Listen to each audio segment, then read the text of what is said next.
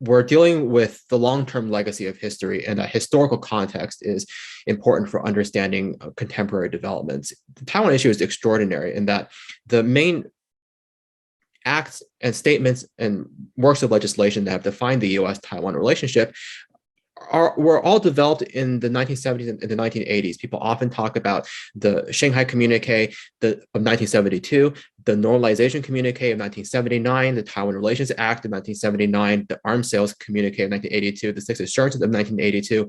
And it's just within that kind of 2-decade period that the contours of the U.S. Taiwan relationship were defined, and those documents were designed in a very specific historical context.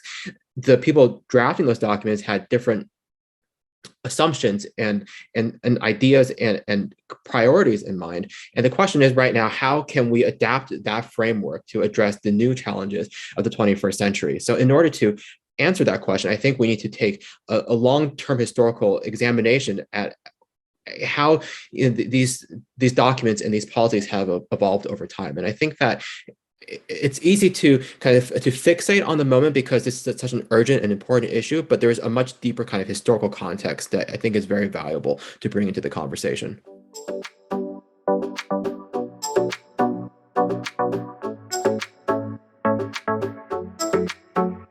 I'm interested in this topic because of my family and because of my personal interest in history. My parents came from Taiwan to the United States in the 1980s, and I was in elementary school. My parents first explained strategic ambiguity to me and the question of whether or not the United States will intervene in the defense of Taiwan. So this is something I've been interested in for a very long time, and it's something I'm very personally invested in and passionate about.